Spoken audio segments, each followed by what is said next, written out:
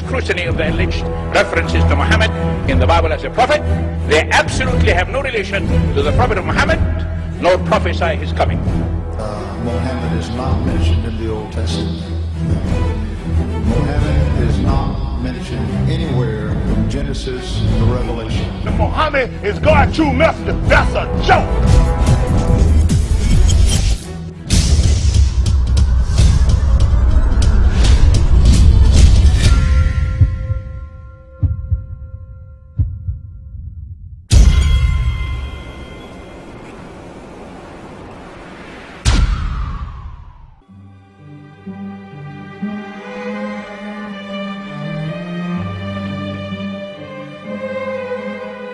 Lo, we inspire thee as we inspired Noah and the prophets after him, as we inspired Abraham and Ishmael and Isaac and Jacob and the tribes, and Jesus and Job and Jonah and Aaron and Solomon, and as we imparted unto David the Psalms.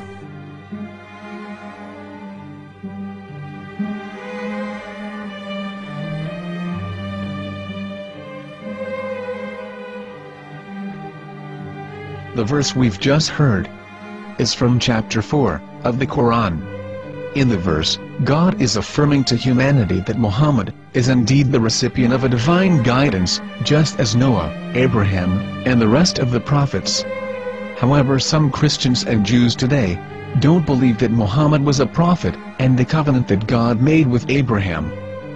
And since the Quran is not their book of authority, in this video I'm going to show you that the book you're holding in your hands contains the name off the seal of prophethood, the Prophet Muhammad.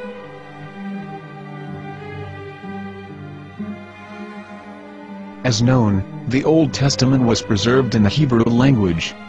In the 5th chapter of the Shir haShirim, which is one of the 5 megilot or sacred scrolls that are part of the Hebrew Bible, or for short the Song of Solomon, as Christians know it today. That chapter is discussing someone. Jews will say it is discussing Solomon, while Christians will say it is discussing Jesus. Considering this is the Songs of Solomon, it would seem logical that it is discussing Solomon. The verses, describing this mystery man, have the narrator's speech conjugated in the feminine, meaning it is a woman who is describing this man. So it is possible that it is one of Solomon's wives discussing her husband Solomon. However, Christians assert that Jesus is being discussed, and that the chapter is describing a man who was not yet alive at that point. A prophecy.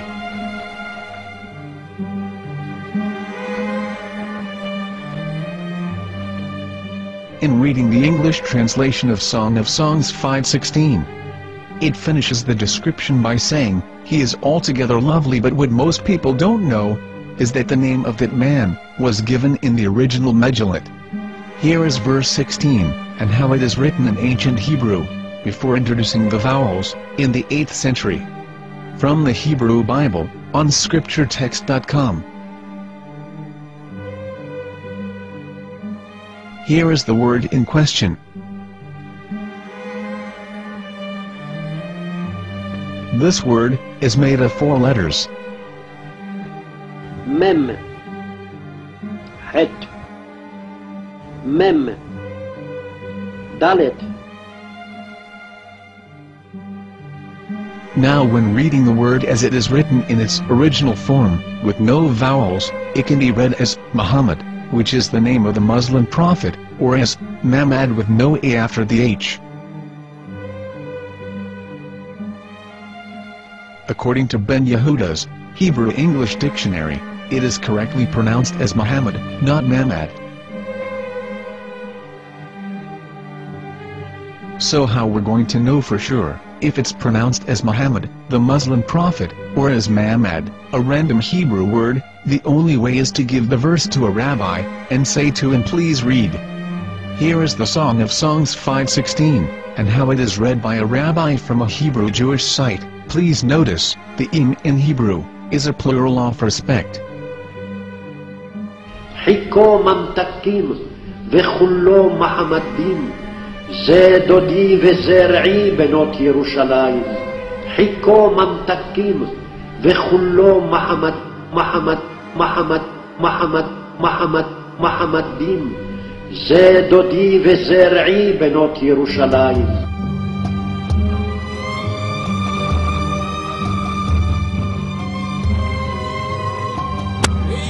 Coming out from the darkness, there are no other gods but God, and Muhammad is his messenger.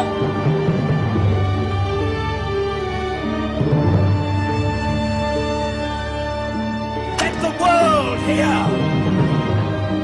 חיכו ממתקים וכולו מחמדים, זה דודי וזרעי בנות ירושלים.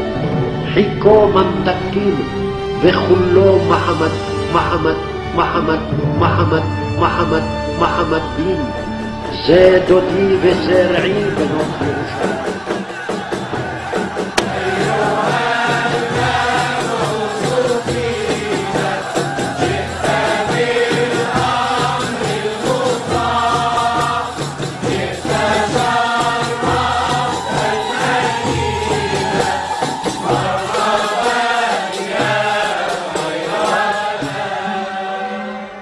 Here is the famous SDL translation tool, which includes a professional human translation as well as an online translation.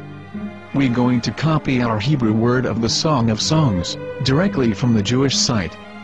It's the same site where you can hear the rabbi reading the verse in Hebrew. All links are in the description, so we're going to copy the word and paste it and ask, please translate. Are they going to translate the meaning of the name of that person, as the Bible translators did? Which is the praised and the lovely one, or are they going to keep the name as it is? Well, see it yourself. Here is the World Lingo Translator. The result is the same. It's Muhammad. We have no right. We have no right to translate names of people. Anybody. Your name should be written, Mr. Black is Mr. Black, though he's white.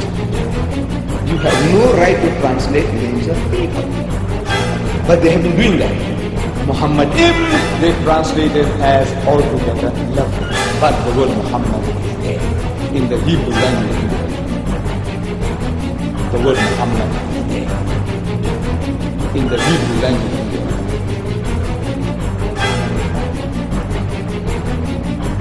I will tell you a story from my own personal experience. Years ago, I used to spend every Sunday afternoon in a place called Speaker's Corner. And in my years down there, I got to know a Jewish rabbi. He was a very nice man. He used to listen to me, and he was always very polite and talked about Islam in a very nice way. And one day during one of our conversations, after some years, I thought that it was about time I should invite him to Islam. So I said to him, you know, my friend, we have been talking now for many years, and even you have admitted to me that Muhammad is a prophet. So why then do you not embrace Islam?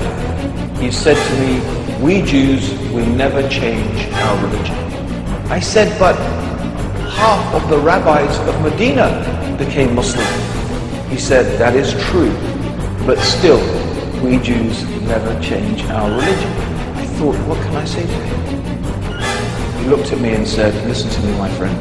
God sent to us a prophet Moses, and we didn't even listen to him. Do you think we're going to listen to another prophet after him? From another tribe? From another people? When he said that, I had nothing left to say. He knew that Muhammad was a prophet. In fact, another rabbi also came up to me and he said to me, we know Muhammad is a prophet, and he quoted to me a passage from the Bible.